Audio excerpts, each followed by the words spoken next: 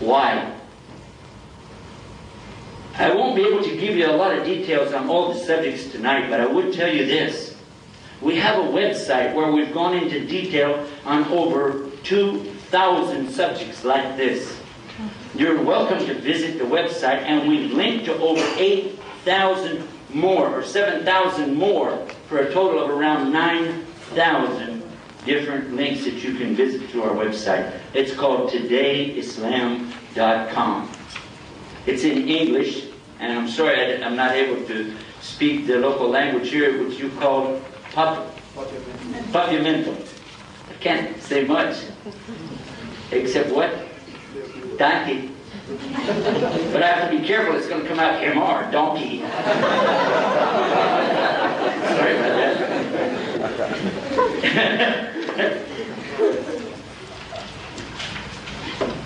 But the main thing that we want to think about is that for sure the scientists have some motivation. Somebody's funding that. Somebody's putting a lot of money into these scientific activities and their research to keep people believing that everything came out of a big boom, by accident, by chance. There's no God. And not only that, something very despicable is to say that a human being came out of a monkey. You say, well, what's wrong with saying something like that? I'll tell you why. Because that's exactly where racism will come from. That is exactly where people who have lighter colored skin will look at people with darker colored skin and say, you still haven't evolved. And that's what they did. At the time of Darwin, which was about 1859, people didn't have the ability to research and know the things that we know in science today. But the scientists have been able to prove beyond a shadow of a doubt that what he theorized didn't work at all. Let me just touch on one of his issues and then you can see. When now keep in mind, he's a person from London where they hardly ever get any sunshine. And when they do, it's full of water, because it rains a lot over there. The man never went anywhere, and he's an amateur naturalist, and he went around to the Galapagos Islands. While he was visiting from island to island, he noticed that the birds on the different islands had different shaped, what do you call it? Pico? Pico de gallo? Beaks.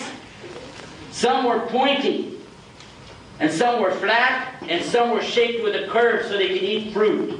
Each one of them had their beak adjusted to the environment that they lived in, and so he thought that that was some stage of evolution.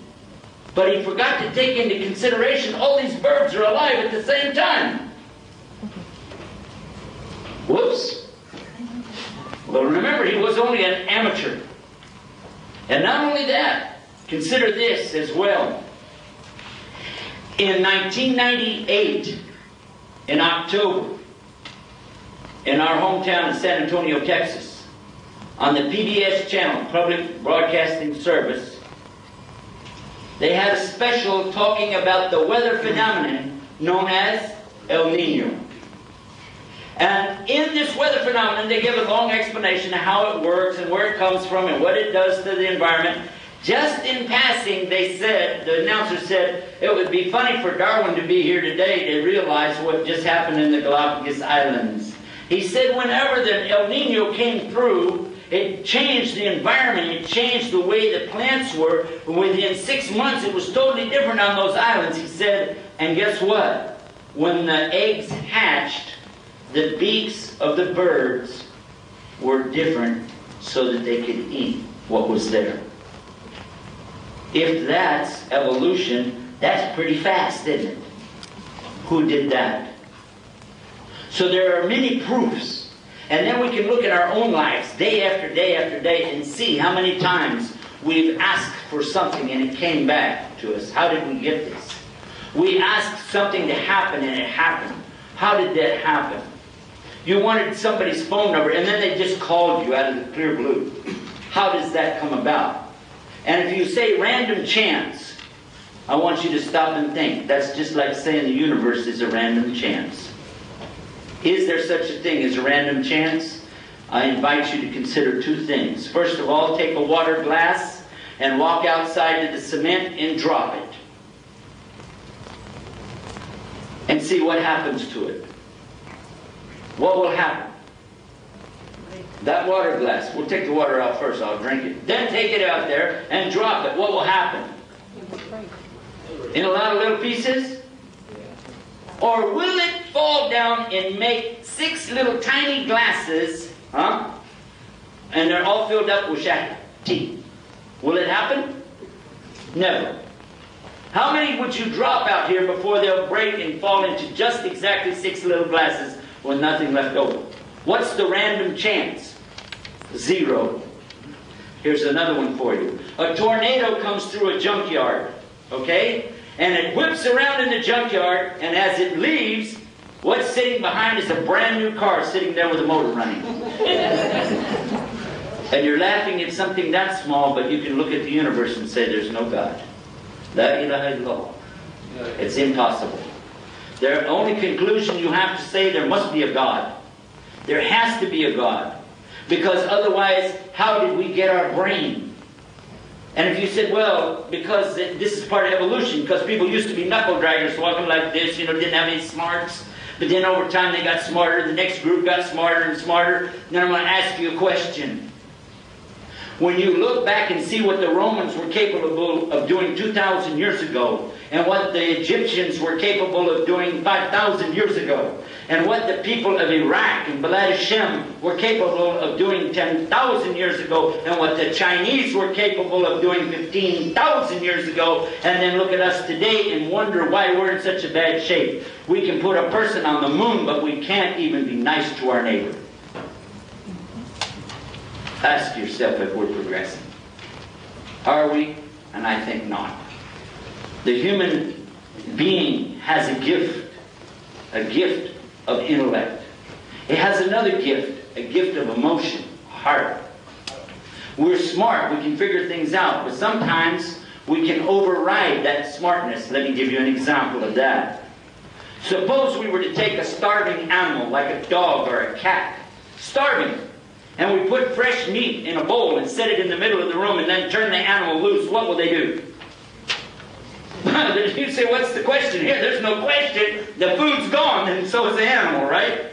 Of course. That's what they will do. Will you do it 100 times? Will you eat it 100 times? Yes. 1,000 times, 1,000,000 times, it will always be yes. Because hungry animals eat food. That's what they do.